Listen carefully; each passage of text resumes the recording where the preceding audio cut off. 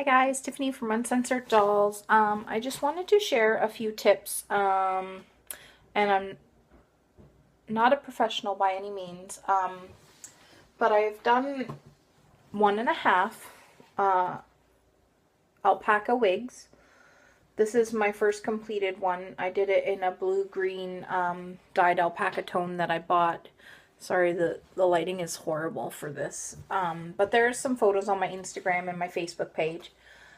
So this is how it turned out. I just did the regular split here on the top, and it turned out okay for my first one. There's a couple things I would do differently, and that's sort of what I wanted to focus on for this video, like things that people haven't really said in their videos, sort of like tips and tricks of things not to do or things to avoid during your first couple alpaca wigs, if that's something that you're going to try. This is actually my official first one, which is half done. I ran out of the color, but I feel like I did a lot better of a job here. I don't know if it's just the texture of the hair. Obviously there's going to be parts of the body where the alpaca hair is going to be softer than others, and I found that this hair was really soft, and this one was kind of rougher and a lot more tangled when I was doing it, so there was a lot more waste.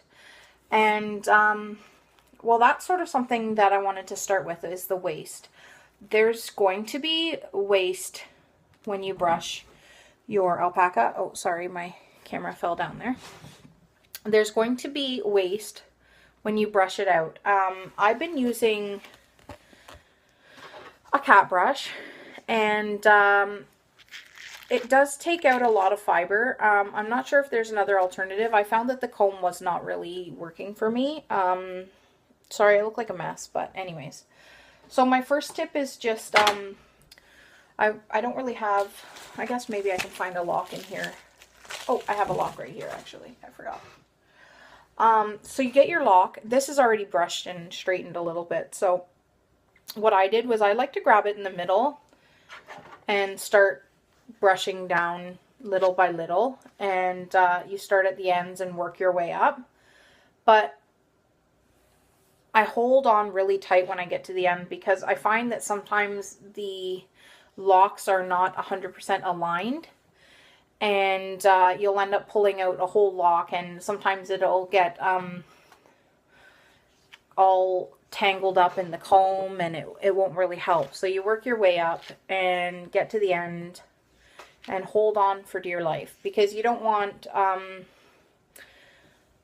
those locks to get tangled up and end up not being able to be used. Then they end up in the waste pile, and for me, it was all about minimizing waste. I found that maybe if I was a little bit more careful with this, I might have had enough to fill my whole head with the locks that I had. So that's my first tip, is just to be careful with your wastage. My second tip is, maybe this isn't the best method, the cat brush. I did read somebody said that they used it, and I did have one handy, so I tried it. I also find it the easiest to hold on to. Like if you're trying to race through, like I don't have a lot of time in my life, so the cat brush, I just, and I was done. Second tip is, I'm super cheap. A lot of people tended to use really expensive adhesives. Well, I'm sorry, I'm super cheap. So I could not afford nor wanted to afford those adhesives. That might have helped with some of my wastage as well. I'm not sure. If anybody has any tips on that, let me know.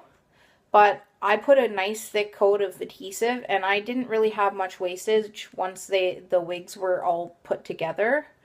So I used this from, if you're in Canada, I used it from Dollar Tree. So it's Craft Medley Creative Essentials Puzzle Saver adhesive, and it's just a clear laminate and preserve. And I just used a paintbrush. I don't know what's going on. My camera does not want to stay in the same spot. Sorry. I used this, and it was cheap. It cost me $1.25, so it was dirt cheap. And it's done 2 wigs. There's still about this much left in the bottle, so, you know. take it as a grain of salt. If you want to use the more fancy or strong adhesive, go ahead and try. Another tip is I did not have a flat brush, and I hate going out over and over again to buy things that I think I have that I don't. So I ended up just cutting down a rounded brush and turning it into a flat brush, and it worked very good. It also became a lot more stiff because I cut down an older brush. So it was very easy to push down the glue into the fibers. I found it very handy. So that worked out great. Another thing, I guess it's good that I only finished half this wig, because now I can sort of talk about something, sorry, my arm's in the camera, that I didn't really know. I used nylons because that was what was suggested to me. And I might try the cloth next time, because I've seen people just use old t-shirts and stuff like that. But I think I needed more glue. I don't think I put enough glue on it. So don't be afraid to like overcake the glue, because the glue is going to help make the head cap thicker. And while it's not a huge issue, I just found that it became a little weaker when it got wet again from the glue when I was applying the wefts. So just bear in mind that that's something that may happen, and my head cap was sliding around a bit, and that kind of became irritating because I didn't want all that motion going on. So that that was another thing. One more thing, I think, maybe more, is my wefts. I had a real hard time making them flat, and I found that the flatter you made them, the better, and also the longer you could make them, the better. But it also became a hassle when you were straightening them. It was hard to make sure that the wefts were, like, because some of the alpaca hair was curly. So as I'm pulling down on it, the wefts were just curling and staying in the same spot. So they weren't getting completely straight, if you will. So I had some challenges around that. Other than that, this is what I put my wefts onto. I just took like some old, well, this is just a couple sheets of paper from my printer, and I just wrapped some saran wrap around it and put them onto there, and it worked out great, actually. I had no issues with this. And this is just the same, an old folder from my membership that I just used to weft onto. So definitely I would suggest also using guidelines at first for where you're going to do your part in your hair.